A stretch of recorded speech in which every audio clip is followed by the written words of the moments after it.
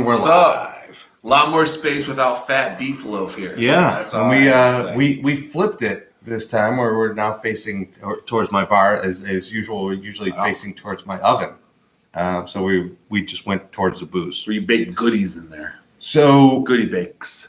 We wanted the post game topic this week, and we reached out to our Twitter followers and said, like, what's a good topic, and we got a whole bunch of good ones. Yeah. We were gonna do.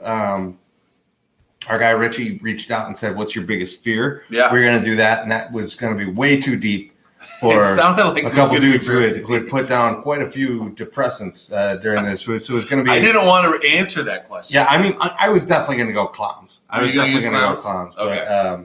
But like, yeah, if we're gonna do like that kind of fear, it's not great. Yeah, then that's okay. But like, I had bigger fears that I was thinking of. Like when that was said, I was like, I don't want to talk about that really. Yeah. After having 9 beers. And then what's funny, it was one of the things I thought of first was my one buddy growing up, this guy Mark. He one time just out of nowhere brought up his biggest fear, which was being gang raped in prison. Which we all thought was like weird because this is a guy who we'd never think would go to prison. I feel like you could control that. So not go to prison. So to try and connect that back to what we're talking about right now, his brother Sam actually put in the same guy? the question that we're going to do, which is, who is your favorite WWF? Because we don't know anything about WWE. I don't really know WWE. Intercontinental Champion. Yeah. His was Honky Tonk Man. He said Honky Tonk Man. Solid choice. So honestly, I'm not a big wrestling guy. Okay. My wrestling knowledge is minimal. I watched it a little bit growing up. Did you want to look I've at seen it throughout the years. I looked at the list Wikipedia? To see like which of these guys do I know, which of these guys do I like, guys and girls, I should say, because there's a young lady named China on that list. That must be going back. Yeah. Who has also done some videos that you may have watched on the internet. May not have. I don't know. You may have watched. When you're watching that Tanya Harding video, you may have flipped over to this too.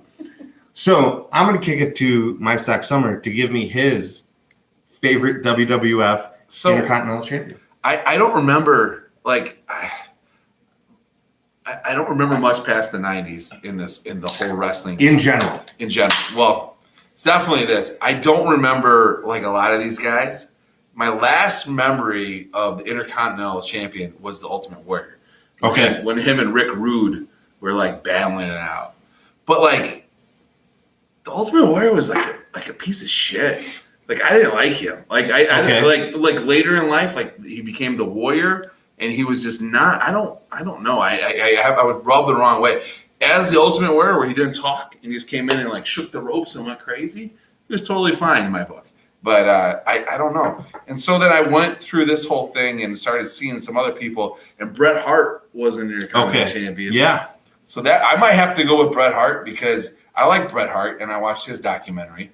It was a good documentary.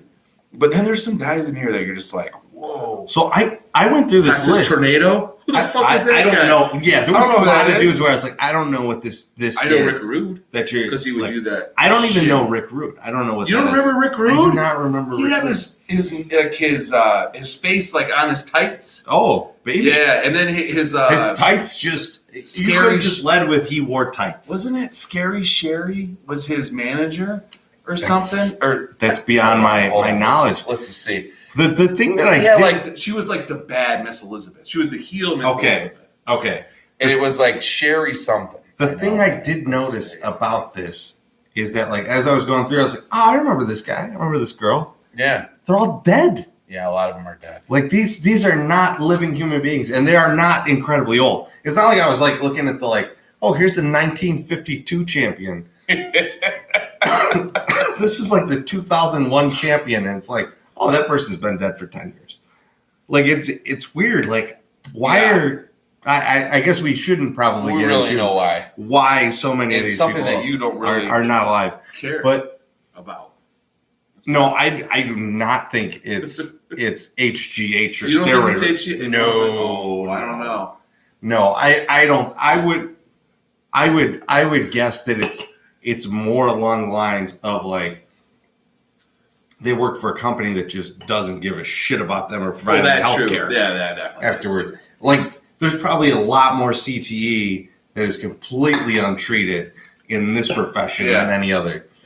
Because I mean, like I'm sure they're getting their head banged around just as much as hockey players or boxers or professional football players. Yeah. And I don't know. I mean, like maybe someone else knows this, but like I doubt there's like a pension plan. I don't think there is a pension in the WWF or E. And those guys, like I didn't even know, like back in the days, and I'm sure the New Sax Order guys will call me out tomorrow because I messed this up somehow. Yeah. But like they went night to night, and they would have to get themselves. To I bet. Event. Yeah. And there's no recovery period. Yeah. And that's like if you watch the Ric Flair 30 for 30, he talks about that a lot. Like he would do like 2-3 hours in the ring every night and then go get all fucked up and whatever. Or get in his car and drink 16 beers while he's driving to the next town. Right. Yeah. I mean, Iron Sheik talks about that in his documentary too. Iron Sheik's some of that mess too.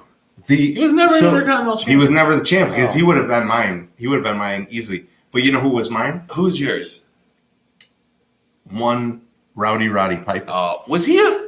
Is he on this list? He's on that list. He's right on that fucking list. And I guess he was, right? Yeah. And so there he is. So the thing you got to baby. Thing you got to remember, the thing you got to connect the dots on, is that B sci-fi and B horror movies are my bag. Yes. Right? And They Live is just, I mean, that is the top of that. Like if you want to put like I would put like Big Trouble Little China and They Live like neck and neck. Just a fantastic film. And it's a John Carpenter. Is John Carpenter? I think it's John Carpenter film. I don't know. And it's awesome. And like if you watch it now, you'd be like, I kind of think this might actually be happening right now. Yeah. And it's him and shit, man. I always confuse these. It's either David Keith or Keith David. So not the guy that's Parkman from Major League, but instead the guy that was like the benevolent benefactor of the Double Dildo show in Requiem for a Dream. So whichever one that is, I think that's Keith David. And David Keith, I think, is Parkman. But so Keith David is in this movie with Rowdy Piper. With Rowdy Piper, and it's an awesome movie. It's where the and it would be hilarious if it wasn't actually Rowdy Piper, and I'm just like totally pulling it. But I'm pretty sure it's Rowdy Piper, and he has that famous line of I came here to kick butt and chew bubble gum, and I'm all out of bubble gum. Yeah, that's from that. Yeah. Fast forward years later, Rowdy Piper was on It's Always Sunny in Philadelphia as a wrestler. Was he? I don't know if you've seen that episode. If you have not seen that episode, you should go watch that episode. And so I was like, oh man, what has he done since then? Nothing? No, he died. He died right after. He died. Yeah. Right after he was in it. It's Always Sunny. Like, okay, that was recent, yeah. And so I was like, what the fuck? Like it's just like a whole like everyone on this list is just like a sad story. So like there's a lot of sad stories in wrestling. Everyone that I looked at, I was like, oh, I remember this guy. Oh no, that's not good. So Razor Ramon. Oh yeah, I mean Eddie Guerrero's in there. There's a few other China's in there. I think Goldust is dead too. Yeah, I don't know what that is, but like,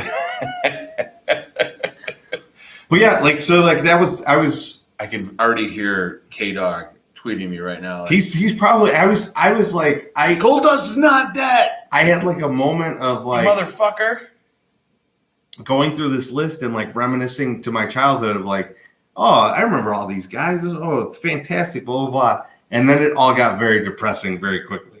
Oh, see, my favorite wrestler when I was a kid was Paul, Mr. Wonderful Orndorff. Like I love that guy. I love George the Animal Steel. Did you? Yeah, eating the turnbuckle. That's And the green tongue. Yeah, the big hairy shoulders. Yeah. You know, knowing that I would eventually grow into a very hairy body, I was like, oh, this is kind of my guy.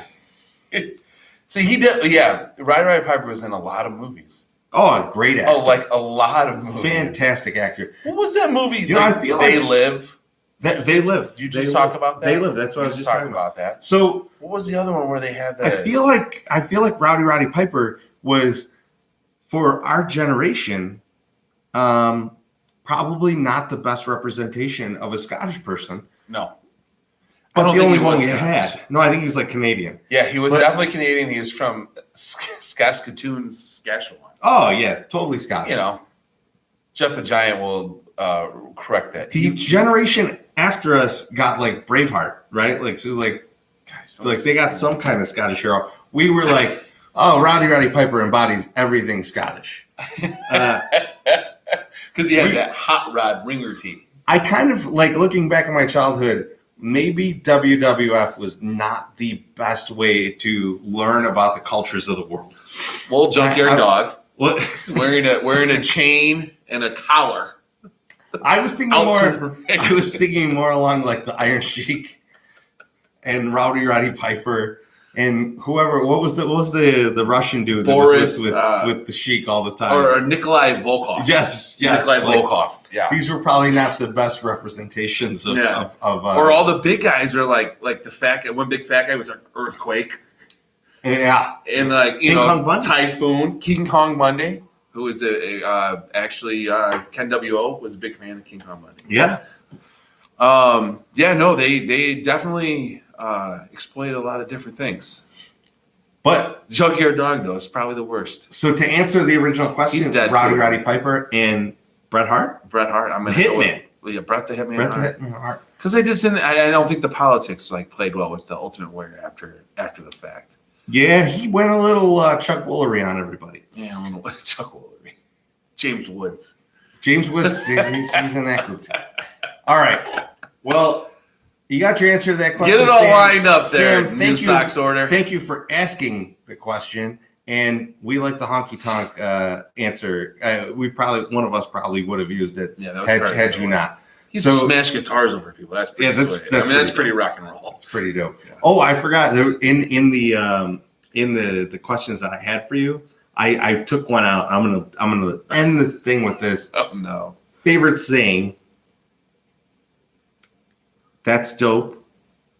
Or So Choice. Right now, definitely So Choice. So Choice. Yeah, all right. Yeah. You gotta roll with So Choice because I gotta bring that back. Thank you guys for tuning in. Check out the podcast from this week. Please. It's just us two, but we promise you it is just as long as all of our other podcasts. And push it over the top so it's the most downloaded one so you can tell Beefalo to fuck off. Yeah, I definitely want to talk shit to Beefalo. So be fun. Pump it up. Listen to it like 40 times. Go and get your spouse's phone and download it on there too. Please. Just get the listens up. We appreciate it. Thanks, guys. We'll talk to you soon. Cheers.